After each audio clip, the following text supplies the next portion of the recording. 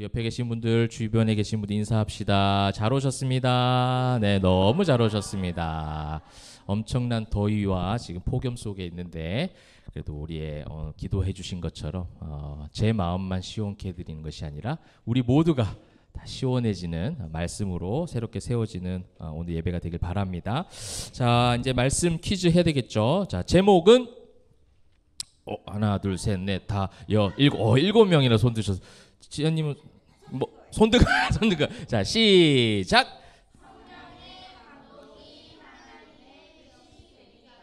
네, 7명 다 체크되셨습니까? 이제 빠르게 잘하셨습니다. 네, 7명 많이 하셨습니다. 그죠? 자, 그러면은 이제 두 번째, 사람들에게 성령이 임한 방법이 두 가지 헬라어로 좀 표현이 됐습니다. 지난주 본문에 있었던 거. 자, 두 가지 헬라어. 방송실에서 방금 했던 분들은 잠깐 양보하고. 예, 두 분. 자, 첫 번째 시작. 오케이. 디아, 레고 이렇게 하셨습니다. 그죠? 잘했습니다. 박수. 네, 디아는 통하여, 뭔가를 통하여라는 것이었다면 레고는 말씀하시되, 이 두 가지 어떤 단어를 통해서 성령이 임하셔서 말씀해 주셨고 그 감동을 받은 사람들이 바울에게 계속 가지 말라고 만류를 하죠. 자, 그 다음에 이제 많은 사람들이 그 권면에도 바울은 무엇이라고 말하면서 사명을 견고하겠는가요? 지난주 본문에 보니까 나는 어떻게 하겠다 이렇게. 네, 본문 말씀에 있어요. 그죠? 본문 말씀에 바울이 얘기한 것과 주변 사람들이 얘기한 것을 이제 비교하기 위한 제가 이제 문제입니다. 이제 바울이 뭐라고 했습니까? 네, 손을 들고, 네, 우리 권사님, 네, 주 예수의 이름을 위하여 나는 가겠다 그랬잖아요. 13절에 있죠? 네, 내 마음을 상하게 하느냐, 나는 주 예수의 이름을 위하여 결박당할 뿐 아니라 내가 가겠다. 주 예수의 이름을 위하여가 가장 중요한 거죠. 네, 바울은 그냥 그것밖에 없었어요. 그런데 이제 주변 사람들이 어떻게 받아들였냐면 뭐라고 했습니까? 주의 뜻대로 되리라 이렇게 했습니다. 그런데 여기서 뜻대로의 헬라어, 자, 굉장히 중요하죠. 야, 우리 서윤, 우리 은민이, 네, 우리 두 분 아까 이제 한 텀 넘어갔으니까, 자, 그 헬라어가 뭡니까? 델레마. 잘했습니다. 박수. 잘했습니다. 그죠? 이 델레마라는 것은 결국 자기 어떤 욕심과 자기가 원하고자 하는 목적, 이런 것들이 담겨져 있기 때문에 주의 뜻대로라고 말하긴 하지만 그 뜻대로가, 그 단어에 숨겨진 의미가 결국 나의 어떤 욕심을 채우기 위한, 나의 의를 채우기 위한 것으로 흘러갈 수 있는 약점이 있다고 했습니다. 그래서 이제 예수님은 이걸 어떻게 말씀하셨을까요? 예수님이 어떤 말씀을 인용하셨나요? 자, 마지막 퀴즈. 금방 한 분들 빼고, 우리 여기 레인이, 누가복음 32장까지 갔어요. 네, 어쨌든 네, 괜찮아요. 누가복음에 있는 말씀이죠. 괜찮아. 누가복음에 있는 말씀인데 거기서 나의 원대로 마옵시고 아버지의 원대로. 근데 나의 원대로 할 때는 델레마가 쓰였지만 아버지의 원대로 할 때는 그냥 소유격. 내가 나는 그냥 주님께 소유돼 있다. 이것을 우리가 했습니다. 이 레이니까 주십시오. 모두에게 박수. 네. 굉장히 이제 마치 이제 그리스에서 설교한 것처럼 헬라어를 굉장히 많이 우리가 했지만 너무 여러분 잘하셨습니다. 자, 오늘 말씀의 제목은 뭡니까? 자, 사랑보다 앞서는 사명은 없습니다. 우리 1, 2, 3차 전도 여행의 어떤 중심된 인물이 바울이잖아요. 제가 이번에 사도행전을 깊이 있게 여러분들과 함께 나누면서 준비하면서 굉장히 참 좋았던 게 뭐냐면, 우리는 이제 바울 하면 바울에 대한 이미지가 있죠. 대단한 사람은 맞아요. 그죠? 하나님 앞에 엄청난 일로 쓰임 받았고 신약 성경에 14권이나 되는 성경을 쓸 정도로 하나님께서 굉장히 신약의 어떤 시대 가운데 중점적으로 쓰임 받은 대단한 사람입니다. 근데 그런가 하면 바울의 어떤 변화를 참 이 1, 2, 3차를 통해서 한 사람의 신앙인이, 그죠? 예수를 만나는 것부터 시작해서 계속 성화되어져 가고 하나님의 사람에 걸맞는 모습으로 하나님께서 바꿔가시는 모습들이 굉장히 은혜가 됐어요. 왜냐하면 우리도 다 그렇잖아요. 예수를 믿고 예수를 만나지만 여전히 우리 안에 성화되어야 될 여러 가지 언행들, 인격들, 생각, 가치관, 이런 것들이 참 많이 있고, 지금 또 우리가 그렇게 변화되어져 가는 과정 가운데 하나님이 이 말씀 우리에게 주신 것은 그 험난한 인생의 여정 가운데 바울이라는 한 사람의 변화가 우리에게도 있기를 하나님께서 참 바라시지 않을까. 그래서 참 그런 마음에서 굉장히 은혜가 되고, 또 저 같은 경우도 그래요. 제가 예수를 믿고 또 목회를 하고 이 모든 일련의 과정 가운데 나의 어떤 성화의 과정, 또 내가 하나님 앞에 은혜를 받고 성향의 변화, 이런 것들을 저랑 굉장히 오래전부터 아셨던 분들은 더 많이 아실 거고, 그죠? 더 많이 아실 거고, 최근에 본 분들은 저의 어떤 따뜻한 모습만 보셨잖아요. 온화하고 인자하고 이렇게 따뜻하게 이렇게 항상 웃는 모습, 이렇게만 이제 보셨겠지만 이제 모태에서부터 저를 아시는 분 한 분 계시고, 그 다음에 오랫동안 저를 본 우리 가족들의 어떤 모습들, 또 지인들도 계시는데, 그런 분들은 예전의 모습보다 많이 바뀌어져 있는 것을 보게 되어지죠. 근데 그것이 어떤 나의 의지적인 어떤 부분이 아니라 바꿔가시는 건데, 그 바꿔간 여러 가지 중에 하나가 뭐냐면, 점점점 약간 그 어떤 것을 볼 때에 좀 말랑말랑해지는 듯한 느낌이 있어요.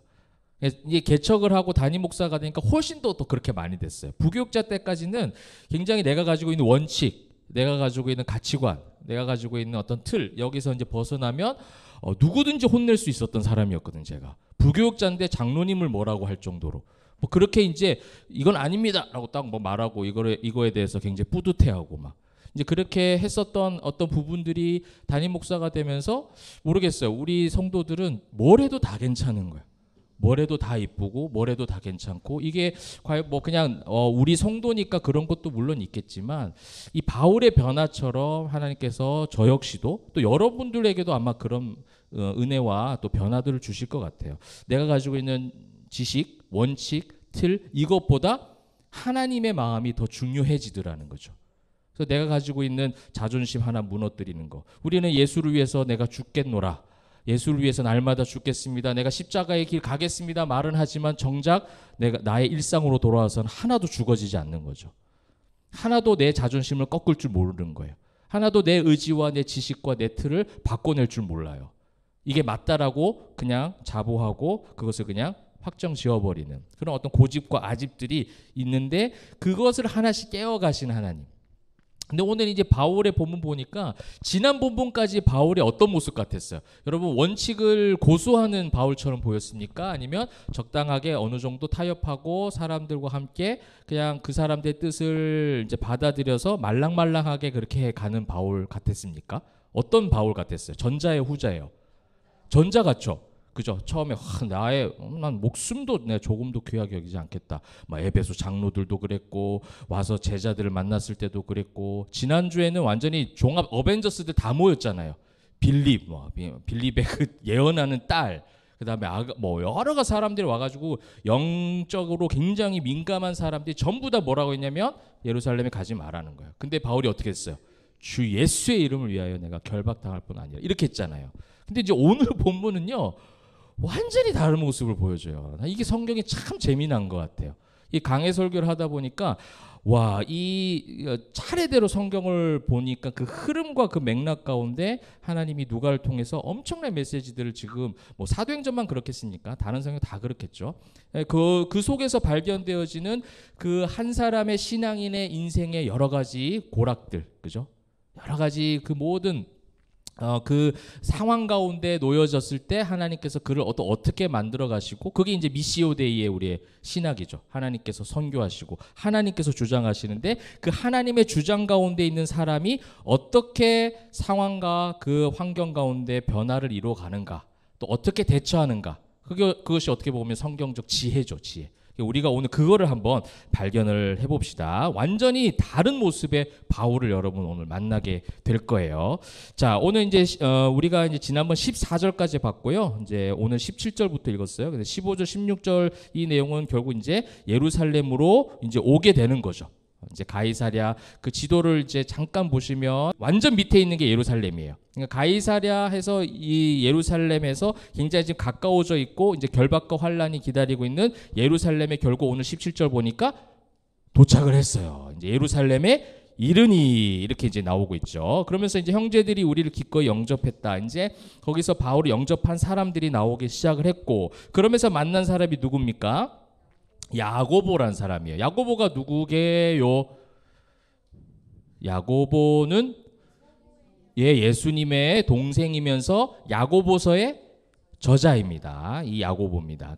그 야고보를 만났어요. 야고보와 장로들. 그러니까 이 야고보와 사실은 이 야고보는 이 전에 사도행전 나중에는 살짝 언급을 제가 하겠지만 1차 전도 여행이 끝나고 사도행전 15장에서 바울과 바나바가 돌아왔을 때 예루살렘에서 논쟁이 펼쳐지는 거예요. 이방인들에게도 구원이 있느냐라는 논쟁이 펼쳐져요. 그러니까 한마디로 할례 받지 않는 저들에게 어떻게 구원이 임하겠느냐, 율법을 지켜야 되는데 라는 것이 여전히 가지고 있는 그들의 유대인들의 어떤 가치관이었어요. 근데 이게 바울이 여러 그 소아시아 지역이든 저 마게도냐나 아가야 지방이든 그 그리스 로마 시대 그 어떤 지역까지 가는 그 복음의 모든 여정 가운데 서신서에 담겨져 있는 걸 참고해 보면 늘 이것 가지고 싸웠거든요. 그 당시에 그 디아스포라들, 흩어진 유대인들과 그 다음에 헬라파 이방인 크리스천들, 이 두 무리가 한 교회에서 공동체 생활을 하면서 자꾸 부딪히는 거예요. 어떤 부딪힘일까요? 유대인들, 크리스천 유대인들은 자기들 생각할 때 예수님을 믿긴 믿지만 그래도 말씀 좀 많이 봐야지. 그래도 조금 복장 좀 불량하면 안 돼. 복장 딱 갖추어서 예배해야 되지 않을까? 그런 것도 중요하지 않아? 그죠? 기도, 너희가 예수 믿는다고 하면 우리가 예전에 했던 것처럼 아침, 점심, 저녁 그렇게 맞춰서 기도 시간도 만들어내야 되고 이런 게 있는데 이제 헬라파 크리스천들 어때요? 자유분방한 거. 예수 안에 너무 좋으니까 그냥 그들이 어떤 율법적인 것을 배워본 적이 없으니 굉장히 자유스럽게 와서 예배하고 찬양하고 그렇게 했다는 거죠. 그러니까 이 두 무리가 항상 부딪힐 때마다 고린도 전서에서도 그렇고 서신서에서 바울이 그냥 서로 다 괜찮다. 복음 안에서 진리 안에서 그것이 침범당하는 일 아니면 갈라디아서는 그것이 침범을 당했기 때문에 굉장히 강하게 바울이 강한 논조로 이야기를 했거든요. 할례를 받아야 구원이다 이렇게 해버리니까 갈라디아 쪽에서는. 그래서 그것 말고는 그냥 여기도 그럴 수 있고 저기도 저기 생각에 저기 입장에서는 그럴 수 있으니까 서로 어떻게 해라? 존중해주고 배울 거는 배우고 장점을 받아들이고 조금 아닌 것은 또 서로 좀 이해를 해서 절충할 수 있는 그것이 오히려 예수를 믿는 사람들의 사랑의 공동체의 모습이다라는 것을 이야기하죠. 이제 그렇게 하는 그 균형을 지금 굉장히 맞춰가고 있는데 이 야고보와 장로들과 바울의 이 만남 자체가 지금 오늘 메시지를 암시하고 있는 만남인 거예요. 굉장히 이방인의 사도로서 자유분방한 복음을 그래서 진짜 복음의 진수를 전했던 바울과 그 다음에 아주 좀 유대적 성격을 가지고 있었던 예수님을 믿지만 여전히 약간의 그 종교적 틀 가운데서 그래서 예수 안 믿는 건 아니에요. 종교적 틀이 무조건 다 나쁘다라고 말할 수는 없거든요. 그러니까 선하게 지키려고 애를 쓰는 거죠. 그러니까 여러분 야고보서 말씀은 보면 뭐라고 나와 있어요? 그 야고보의 어떤 가치관이 담겨져 있죠. 그 행함이 없는 믿음은 죽은 믿음이다. 그 맞는 말이에요? 틀린 말이에요? 맞는 말이죠. 예수를 믿으면 뭐예요? 행함이 따라와야죠. 거룩함이 따라와야 된다는 거예요. 그것마저도 그 행위 구원이다 하고 치부해버리면 그 역시도 약간 구원파적인 모습으로 흘러가 버린 거예요. 한번 택함 받았으니 구원 받았으니 나는 이 땅에서 아무렇게나 살아도 돼라는 식으로 흘러가 버릴 수 있거든요. 근데 그건 아니에요. 예수를 믿었으니 그런 나의 행함도 따라오는 것인데 이 바울과 야고보와 그 및 장로들의 만남은 이것을 지금 균형 있게 어떤 메시지를 주고자 하는 것을 지금 암시하고 있는 만남이라는 거죠. 그럼 어떤 메시지를 주고자 하는 것인가 이제 한번 봅시다. 자, 이제 바울이 와가지고 19절에 바울이 무난하고 하나님이 자기의 사역으로 말미암아 이방 가운데서 하신 일을 낱낱이 말하니 우리가 이제 한 몇 주 전에 선교사 오셔서 막 이야기를 하시잖아요, 그죠? 선교 보고 같은 거예요. 이제 파송한 예루살렘 교회 성도들에게 하신 일을 얘기하는데 여기서 중요한 게 뭐예요? 하나님이 자기의 사역으로 말미암아, 그죠? 이것이 이제 빠지게 되어버리면 이건 자기 자랑이 되어버리는 거예요. 그러니까 말하는 자나 듣는 자나 보세요. 말하는 자도 하나님이 자기 사역으로 하나님이 자기 사역으로 말미암아 하신 일을 낱낱이 말했는데 듣는 사람들이 어떻게 반응합니까? 20절에 그들이 그렇죠. 하나님께 영광 돌리고 이게 서로가 될 때 진짜 선교 보고가 되는 거예요. 선교지에서 아마 바울은 그랬을 거예요. 그 1차, 2차, 그 1차는 이미 이제 보고가 끝났고 2차, 3차 가운데 여러분 우리가 2차, 3차가 너무 은혜롭게 잘 봤잖아요. 그 미시오대의 역사, 자기의 모든 의가 다 깨어져 버리고 깨버리고 그것을 누르고 하나님께서 역사하실 때 자기 힘을 뺄 때 하나님의 놀라운 역사가 일어났던 게 2차 3차예요. 그러니까 아마도 하나님이 자기 사역으로 말미암아 했던 일을 낱낱이 이야기할 때 이 얘기가 중점적으로 이루어졌을 거예요. 내 계획과 전혀 다르게 인도하신 하나님. 그러나 거기에 예비된 하나님의 엄청난 열매들, 엄청난 하나님의 역사들, 이 하나님을 중심적으로 얘기하니 듣는 사람들이 다 어떻게 해요? 하나님께 영광 올려드렸다는 거예요. 이게 진짜 우리가 있어야 될 어떤 선교 보고이자 또 우리 뭐 선교사님들의 선교 보고뿐만 아니라 우리의 일상의 삶도 이런 보고가 있어야 되는 거예요. 한 주간의 삶을 간증할 때도 내가 이렇게 살았다 저렇게 살았다 그 가운데 하나님께서 나에게 어떻게 역사하셨고 어떻게 나의 인간적 자아들을 그렇게 조정하시고 수정해 가셨는지 그거를 우리가 고백할 때 이게 진짜 모두에게 하나님께 영광이 되는 것이죠. 이렇게 해서 하나님께 영광 올려드리고 그러면서 이제 그 다음 말들이 이제 좀 중요해요. 참 여기까지는 참 좋은데 여기까지는 참 분위기가 좋은데 이제 바울더러 이르되 형제여 이제 그 야고보와 장로들이 그 하나님께 영광 올려드린 그 유대인들이 이야기하는 겁니다. 그대도 보는 바에 유대인 중에 믿는 자 수만 명이 있는데 다 율법의 열성을 가진 자다. 유대인들이 그런 특징을 가지고 있는 거예요. 율법에 굉장히 열성을 가졌는데 얘가 이방에 있는 모든 유대인을 가르쳤는데 뭐라고 가르쳤는지 지금 이야기하냐면 모세를 배반하고 아들들에게 할례를 행하지 말고 또 관습을 지키지 말라 한다 함을 그들이 들었도다. 그러면 어찌할꼬 그들이 필연 그대가 온 곳을 들으리니 이제 예상했던 결박과 환란이 뭐 때문에 지금 이루어진다고 지금 유대인들을 봤냐면 네가 지금 유대인들 그 흩어진 유대인들을 가르칠 때에 모세를 배반하고 관습 지키지 말고 이렇게 지금 가르쳤다라고 이제 실제로 그럼 바울이 그렇게 했습니까? 완전한 오해죠. 여러분 이렇게 사람들의 소문과 말은요 이렇게 아닌 것이 계속 추가가 되는 거예요. 한 번도 모세를 배반한다는 이야기를 가르친 적이 없어요. 관습을 깬 적이 없어요. 오히려 더 지켰습니다. 여러분 우리가 기억을 아마 하실 텐데 예루살렘 공의회가 15장에 이루어졌다면 거기서 할례를 받지 않아도 구원이 임한다라는 것으로 땅땅땅 은혜롭게 끝났어요. 그죠? 그 은혜롭게 끝나면서 이제 균형을 또 맞춥니다. 오늘 그 성경에도 그 내용이 나와요. 25절 말씀이 사도행전 15장에 결의된 내용을 지금 한 번 더 이야기하는 거거든요. 대신에 그 이방인들이 생활이 방종한 생활이 되지 않도록 예수를 믿었으니 음행하지 말고 그죠? 그렇게 율법을 그래도 성경 말씀을 지키려고 애는 써야 합니다. 이렇게 이제 균형 잡힌 결의가 이루어졌는데 16장에 와서 바울이 어떤 일을 했을까요? 주십시오. 네, 달라도.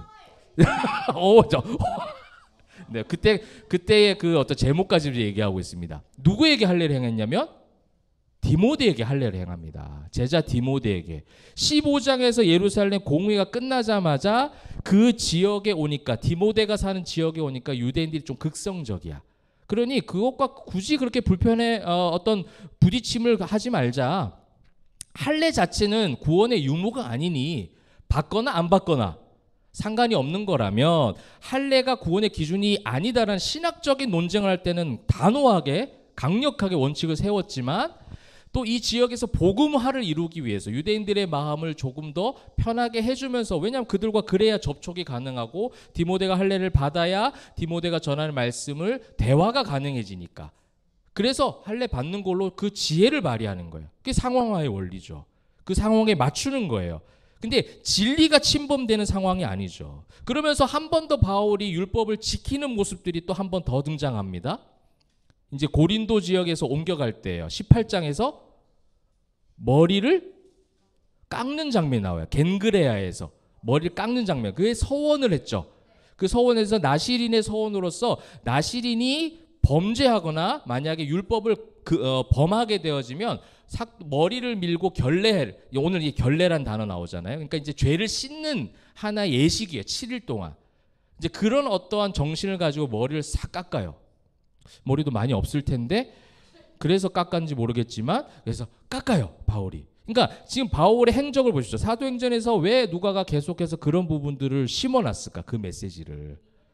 바울은요 율법을 폐하는 사람이 아니었어요. 이 모세를 지금 배반하고 아들들의 할례 행하지 않고 관습을 지키지 말라고 한 적이 없어요. 그런데 바울이 가는 곳마다 소동을 일으켰던 유대인들 있잖아요. 극성적인. 그래서 바울이 예수님을 전하는 것을 싫어해서 계속 소동을 일으키고 사람들 선동해서 그래서 잡혀가도록 했던 그 유대인들의 말과 말이 전해지다 보니 지금 이렇게까지 된 거예요.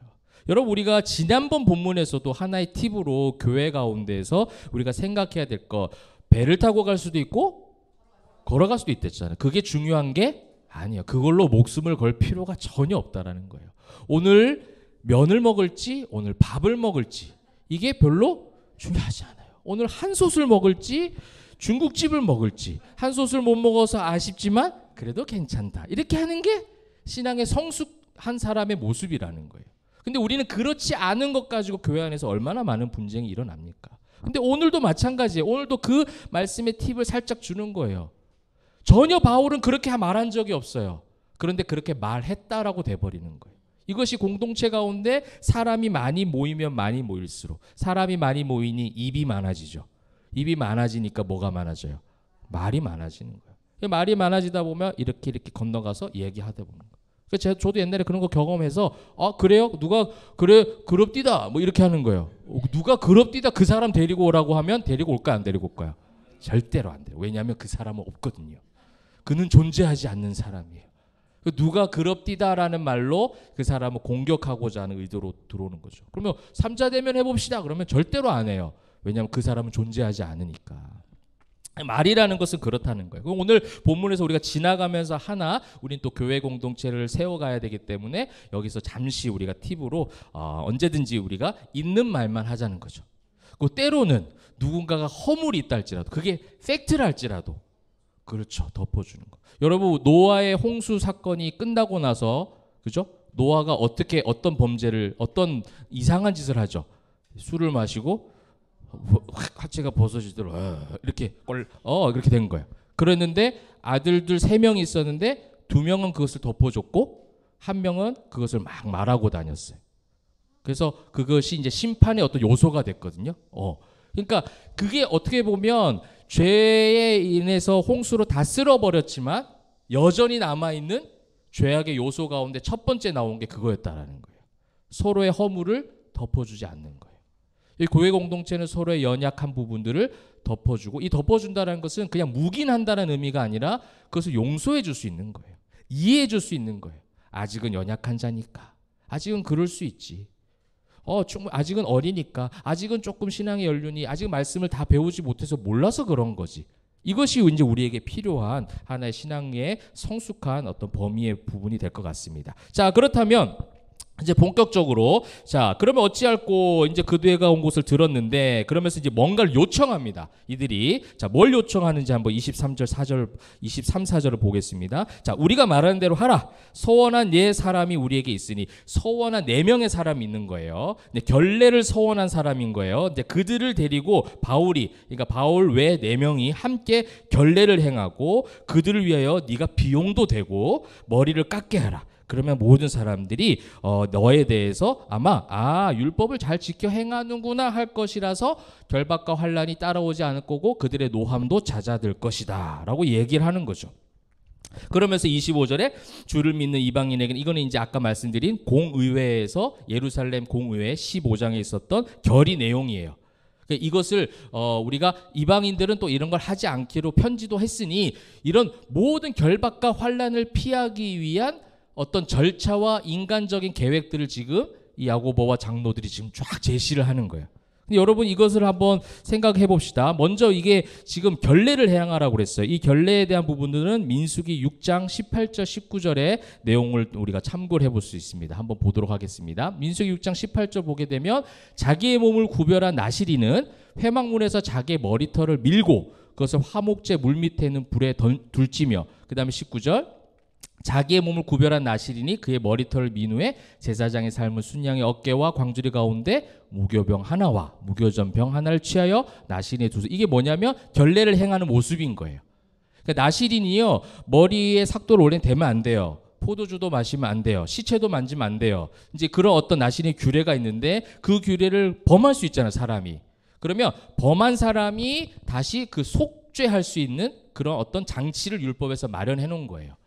그래서 결례, 이 결례 기간 일주일의 기간 동안 이렇게 하라는 거예요. 머리털 다시 밀고, 그러니까 이제 있었던 머리를 다 밀고 새롭게 이제 놔야 된다, 이런 이제 의미죠. 그러면서 어떤 뭐 재물도 바치고 뭐도 하고, 그러니까 비용도 좀 드는 거예요. 자기 비용도. 근데 이제 이 사람들이 비용도 자기들이 좀 대주면 될 거를 뭐라고 해요? 비용도 네가 대고, 네가 데리고 가서 이렇게 결례를 해요. 그러면 여러분 어떻게 생각이 됩니까? 내가 바울의 입장에서 생각해봐요. 돈도 좀 아깝긴 하지만 또 어떤 면에서 무슨 생각할까요? 이 결례를 지금 같이 행해야 될 4명은 진짜 범한 사람들이에요. 진짜 어떻게 보면 율법을 어긴 사람들이죠. 그럼 바울이 그 사람도 같이 가는 순간 어떻게 되는 거예요? 인정하게 되는 거예요. 억울해요, 안 억울해요? 너무 억울해요. 바울은 그렇게 지금 범한 적이 없어요. 범한 적이 없는데 이 사람들과 같이 가는 순간 나는 이 사람들과 똑같은 사람이 되어버리는 거예요. 저 같았으면 했다, 안 했다? 다 왜 이렇게 해요? 나 할 건데. 나에 대해서 너무 잘 알아 이제. 억울하잖아. 나 너무 억울할 것 같았어, 바울이. 그리고 비용도 대라고. 이 사람들이 지금 선교 실컷 지금 고생하고 온 사람한테 내 자비량으로 선교한 사람이야? 이렇게 할 수 있잖아 지금. 그리고 지금 하나님이 어떻게 역사하셨다라는 선교에 대한 이야기를 낱낱이 얘기했잖아. 그래서 하나님께 영광까지 돌려놓고선, 그래서 지금 한다는 말이 뭐예요? 하라는 거예요. 가서 결례해라. 잘못해, 그냥 인정해. 그냥 잘못했다고 한번 말하고 넘어가자. 저 이게 제일 싫어요. 저는 잘못 안 했는데 그냥 뭐 좋은 게 좋은 거니까. 저한테도 그런 이야기 온 적 있었어요. 이 노예 가입할 때도. 그래서 그때 뭐 하나님께서 지혜 주셔서 뭐 하겠습니다 했는데 뭐 그 사람이 이제 안 받아들여서 좀 그렇긴 하지만 어찌됐든 그거 너무 억울한 일이에요. 결례를 행한다는 자체가 그 사람들하고 똑같이 취급받는 거예요 지금. 그리고 그 7일 동안 그 일들을 해야 된다는 거. 그래서 어떤 학자들은 그래요. 바울이 그렇게 막 단호하게 하다가 예루살렘에 오니 약간 마음이 조금 두려움이 생겨서, 그래서 어느 정도 약간 지혜를 발휘 적절하게 좀 타협하고 이거를 조금 이 유대인들 결박과 환란을 조금 사그러뜨리려고 약간 약해진 모습을 보여준 것처럼 이렇게 해석하는 분들도 계시더라고요. 완전 성경의 맥락을 전부 무시해버린 해석이죠. 그게 무시를 해버린 해석이라는 것을 우리는 발견할 수가 있습니다. 오늘 26절 그 다음 27절 보십시오. 자, 27절 어떻게 됐어요? 그렇게 다 했거든요. 자, 그 일회가 거의 찼는데 잡혔어요. 아무 소용없는 거였다니까. 이 사람들은 바울이 하지도 않은 말을 했던 사람들이에요. 그럼 단순히 결례를 행했다고 해서 이거를 용서해 주고자 했던 그런 사람들이 아닌데, 이 어리석은 사실은 유대교 장로들, 그죠? 그러니까 이 바울과 이야기했던 장로들은 인간적 생각을 한 거죠. 그러니까 그거를 근데 바울이 타협한 게 아니라 바울은 알고 있었어. 이걸 하든 저렇게 하든 이미 결박과 환란은 성령님께서 말씀해 주신 거기 때문에 인간이 어떻게 바꾼다 해서 절대로 바뀌어지지 않을 거라는 확신이 있었어요. 그래서 자존심 상할 만하고 하기 싫을 만도 한데 바울이 어떻게 했을까요? 바울은 했어요. 여러분 여기서 이제 우리가 중요한 것들을 한번 발견해 볼 수 있는 거예요. 자, 26절 보니까 바울이 이 사람들을 데리고 그다음 이튿날 그들과 함께 결례를 행하고 성전에 들어가서 각 사람을 위하여 제사 드릴 때까지 결례 기간 한 일주일의 그 기간 동안 어떻게 해요? 만기된 것을 적절한 적법한 절차들을 전부 다 밟고 있어요. 여러분 이것이 얼마나 지금 어려운 일인데, 아까도 말씀드렸지만 바울이 사명자로서 저는요 회의감도 들 수도 있을 것 같아요. 아까 말했던 것처럼 그렇게 하나님의 미시오 데이의 역사를 그렇게 입에 침을 튀어가면서 얘기했는데 결국 한다는 말이 뭐냐면 가서 율법을 또 지키라고 하는 거예요. 내가 율법이 중요한 게 아니라고 그렇게 가르쳤잖아 라고 얘기할 수 있는 부분인데 왜 그는 그렇게 그냥 그것을 받아들이고 했을까? 내가 가지고 있는 철학과 소신, 원칙, 바울이 가지고 있던 철학과 소신, 원칙이 뭐예요? 이 율법을 지키지 않아도 되는 거예요. 예수를 믿는 믿음으로 구원받는 거기 때문에 이 결례, 죄를 내가 지었을 때 죄를 속죄하는 행위들이 예수님이 온 다음부터는 필요해요, 안 필요해요? 사실은 필요 없어요. 예수 그리스도의 피로 속죄함 받는 거잖아요. 그 예수 그리스도의 은혜로 모든 것이 다 이루어졌어요. 테텔레스타이 다 이루었다 라고 했는데 다 이루었다는 그 말씀은 다 무시하고 또 그걸 전했던 바울이 그것을 하라고 했을 때 바울이 어떤 마음이었겠느냐. 여러분 근데 바울이 그걸 왜 했을까요? 여러분 여기 있는 수만 명의 그 예수 믿는 그래도 선했던 유대인들을 위해서 한 거예요. 또 어차피 결례를 받고 안 받고 또 어떤 이 율법적인 행위를 하고 안 하고가 구원에 영향을 미치지 않는다라고 자기가 가르쳤잖아요. 그렇다면 이들의 마음, 만약에 이 바울이 원칙과 그걸 내세워서 나는 절대로 하지 않아 하고 결박과 환난을 가는 거 하고, 바울이 그 사람들의 요청을 들어서 이걸 한번 해드릴게요 하고 하는 거 하고는 완전히 달라질 수 있어요. 왜냐하면 지금 자기들이 어떤 계획을 세워서 결례를 네 사람 데리고 가서 하고 뭐 하고 하면 괜찮아질 것이다 했지만 괜찮아졌어요? 안 괜찮아졌어요? 안 괜찮아진 것을 확인을 해야 수만 명 유대인들이 뭐라고 생각할까요? 아, 그게 아니었구나 라고 생각했겠죠. 그것 때문에 결박과 환난이 피해지는 게 아니고 이거는 바울이 말한 대로 미시오 데이 하나님의 역사 가운데 있었구나. 율법을 열성이 가득한 어떤 극우주의자 같은 유대인들은 그것과 상관없이 무조건적으로 바울을 핍박하고 예수 믿는 사람 핍박하려고 했던 거였구나. 전혀 합리적이지 않고 비상식적인 거였구나를 바울이 다 해야지 느낄 수 있었겠죠. 근데 만약 바울이 원칙을 지키고 갔었다면 바울 자신은 원칙을 지키고 사명을 지키고 그 틀에서 벗어나지 않아서 자기는 약간 떳떳했겠지만 그렇게 해서 결박과 환난 당하면 이 요청했던 유대인들이 보기는 어땠겠어요? 그러게 좀 하라고 했잖아. 이렇게 하지 않았을까요? 여전히 거기에 빠져 있었을 거예요. 와, 그 순간에 어떻게 그런 지혜를 발휘할 수 있었을까? 와, 그 순간에 어떻게 자기의 자존심과 원칙과 그런 틀들을 하나님 앞에서 깨뜨릴 수 있었을까? 이게 이제 오늘 하나님께서 바울을 통해서 우리에게 주신 정말 중요한 교훈이라는 겁니다. 제목이 뭐였어요? 사랑보다 앞서는 사명은 없어요. 예수님이 보여주신 사랑, 그 수만 명의 유대인조차도 바울은 귀하게 여겼어요. 영혼을 사랑했어요. 사실 이전까지 원칙을 고수할 때는요, 바울 네가 결박과 환난을 받을 것이다 그랬어요. 그거는 약간 사명을 건드리는 거였어요. 내가 하나님께 받은 사명을 건드리는 거였기 때문에 그건 진리의 문제요, 하나님 말씀에 관련된 거니까 단호했어요. 그런데 지금은 그 원칙과 그거는 변함이 없어요. 그런데 이 수만 명의 유대인들의 마음을 다치지 않고 그들조차도 어떻게든 예수께로, 율법이 아닌 예수께로 돌아오기를 바라는 마음으로 자기의 자존심을 깨뜨려버린 거예요. 내 자존심 중요하지 않아. 내 원칙과 결례, 내 원칙과 어떤 그런 소신, 그것보다 하나님의 사명이 더 중요해. 이 사명을 감당함에 있어서 이 모든 과정에서 이들조차도 구원받아야 될, 이들조차도 그 율법이 잘못된 것을 한번 느껴봐야 될 그런 사람들이기 때문에 오케이, 내가 그 사람들하고 똑같은 취급을 받지만 나는 그런 사람 아니지만 하나님이 아시니까, 이게 정말 중요한 신앙인 거예요. 하나님이 아시니까 나는 하겠다. 머리도 밀고 7일 동안 하고 신고도 하고 제사장 찾아가서 다 했어요. 얼마나 자존심 상했을까. 나는 이걸 보면서 야, 이걸 어떻게 할 수 있었지? 이게 성령 충만함의 역사라는 것을 여러분 믿으시길 바랍니다. 신앙의 성숙은 여기서 시작되는 거예요. 깨뜨릴 수 있어야 돼요. 여러분, 이거는요, 이 모든 그 신앙의 어떤 성숙의 과정 가운데 하나님께서 사도행전을 통해서 보여주신 너무 중요한 메시지라는 겁니다. 인간의 어떤 전략을 이야기하는 흐름처럼 볼 것이 아니라 우리는 뭐예요? 이 갑작스러운 바울의 어떤 자세를 통해서 하나님께서 신앙인들이 어떻게 성숙해져 가기를, 또 어떻게 하는 것이 정말 성숙한 멋있는 신앙인인지를 보여주시는 하나님의 메시지였다라는 거예요.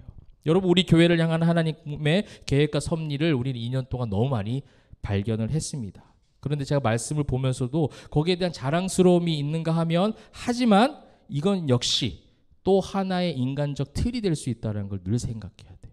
이게 우리가 자랑할 만한 인간적 틀이 되지 않도록 우리 날마다 깨 있어야 돼요. 이게 뭐냐면 우리만 맞다라고 하는 거. 이것이 우리가 늘 성경적으로 경계해야 되는 부분이에요. 언제든 성경적으로 우리 공동체도 문제가 발생할 수 있어요. 그러면 그때 목회자 자기 자존심, 성도들 자기가 가지고 있는 원칙, 이런 걸 내세워서 분열과 갈등이 이루어지는 것이 아니라 말씀을 가지고 서로 함께 양보할 것 양보하고, 함께 인정할 것 인정하고, 내 어떤 원칙과 소신보다 하나님 말씀이 앞서는, 그래서 수정할 줄도 알고 조정할 줄도 알고, 그래서 변화무쌍하게 그것을 다 적응할 수 있는, 대신 중심에는 예수 그리스도의 십자가 그 진리, 그거는 흐트러지지 않는 진짜 그런 우리 교회가 되길 소망합니다. 그러니 우리가 다른 교회, 다른 성도들 비판할 필요도 없어요. 그 형태에 대해서 우리가 발전적으로 한번 살펴보는 건 할 수 있겠죠. 우리는 그렇게 하지 말자 할 수는 있지만 정죄할 필요도 없다는 거예요. 저는 그런 면에서 우리 교회 이제 어른들께 참 감사를 드려요. 이 어른들 이제 신앙생활 평생 어떤 그 틀이 있는 교회에서 하시다가 우리 교회 오신 분들도 계시고 여러 가지 이런 변화들, 이런 어떤 개혁적인 모습 가운데 한 번도 거기에 대해서 어떤 말씀하지 아니하시고 다 그렇게 받아주고 한다는 것은 어른들 쉽지 않은 거예요. 우리는 다 처음 해보니까 가능한 거지만 이렇게 해야 되지 않을까, 저렇게 해야 되지 않을까, 이런 틀들이 사람이 살다 보면 안 세워질 수가 없어요. 그런데 예수가 충만한 것을 발견하고 예수면 다른 무엇을 하든 다 괜찮다 해주시는 우리 교회 어른들 참 너무 감사합니다. 너무 감사한 일이고 우리 젊은 사람들도 그렇게 성장해가면 좋겠어요. 그래서 일의 성취, 사명을 감당하는 거 너무 중요하죠. 그렇게 살아가는 거 참 중요하지만 그 속에 예수님의 사랑이 없으면 아무 소용없어요.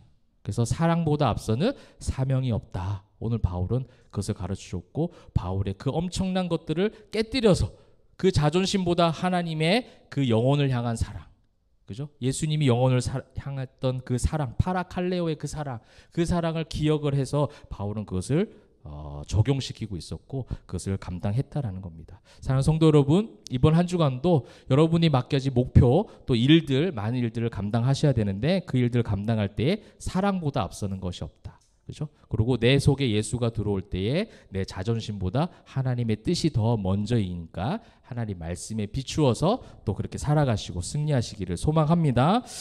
말씀을 맺으면서 이런 어떤 고백이 담겨져 있는 말씀이 있어요. 바울이 이때를 생각하면서 또 이런 가치관이 있었기 때문에 지금의 어떤 본문의 바울이 그걸 할 수 있었던 것 같아요. 고린도전서 9장 19절, 우리가 지금 아침마다 보는 게 고린도전서인데 아직 9장까지는 안 왔지만 나중에 한번 기억해 보세요. 한번 같이 읽어볼까요? 시작.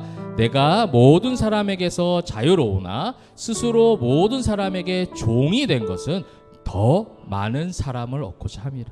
할렐루야. 이게 바울의 마음이었어요. 내가 가지고 있는 소신, 원칙, 자존심, 내가 가지고 있는 신학적 뼈대 다 중요해요. 그런데 내가 모든 사람에게 자유로우나 내가 스스로 종이 된 것은 어찌됐든 한 사람이라도 예수 믿어야 되지 않겠냐는 거예요. 이 이후에 9장 19절 이후의 말씀들이 그 율법주의자들 또 그 율법에 대해 잘 모르는 사람들에 대한 이야기가 나와요. 율법을 지키는 자나 율법을 잘 모르는 자나 뭐 어때? 내가 예수 그리스도 복음을 전하는데 내가 그런 소신이 있다고 내 자존심 내세우고 그것이 아니라 괜찮아 해줄 수 있는 나 그런 사람이고 고린도 교회 성도들아 너희 자꾸 바울파냐 아볼로파냐 게바파냐 자꾸 싸우고 있는데 서로 그냥 존중해줘. 서로 이해해줘. 예수 안 믿는 거 아니잖아. 그죠? 서로의 자라온 환경도 다르고 성품도 다르고 성향도 다르고 경험, 원칙 다 달라요. 근데 우리가 교회가 될 수 있는 이유는 뭐예요? 예수가 기준이 되기 때문에 하나가 되는 거예요. 그 예수로 기준이 돼서 하나가 될 때 그 외의 것들은 서로 뭐라고 해주는 거예요? 괜찮아. 괜찮아. 어깨 토닥거려주고 연약한 사람이 있으면 잘했어. 그럴 수 있지. 이렇게 해줄 수 있는 우리 교회 공동체가 되면 좋겠어요. 나는 아무것도 아니니까. 예수 안에서 나는 아무것도 아니니까 그 고백이 가능한 줄 믿습니다. 그래서 여러분 가정에서도 그걸 좀 실천해 보시고 그죠? 여러분이 직장에서 일상에서 제가 지난주에 있었던 일들 우리 성도님들 얘기 들어보니까 그걸 실천한 분들도 계시더라고요. 그것을 사랑을 실천해주고 그런 어떤 환경이 아닌데 그 속에서 예수의 사랑을 전했던 그런 이야기들 들어보니까 하나님께서 오늘 이 본문 말씀 주신 이유가 있구나. 하나님께서 잘했다고 격려해 주시는 거예요. 이번 한 주도 여러분 그렇게 살아갑시다. 여러분 있는 곳에서 정죄하고 판단하고 비판하고 이런 것보다는 조금 더 이해해 줄 수 있고 예수를 모르니까 그럴 수 있지. 나도 옛날에 죄인 중에 괴수였는데 이렇게 고백하는 거죠. 근데 지금 내가 예수의 은혜로 이렇게 됐으니 그 은혜를 저들이 경험하면 얼마나 좋을까. 그러면 그들이 예수를 알 수 있도록 내가 조금 더 내 자존심 내려놓고 내 원칙 내려놓고 안아주자. 우리 그런 믿음의 공동체, 그런 사랑 가득한 우리 포에마 교회 성도들 되시기를 이번 한 주간도 그렇게 승리하시기를 주님의 이름으로 축원합니다. 아멘.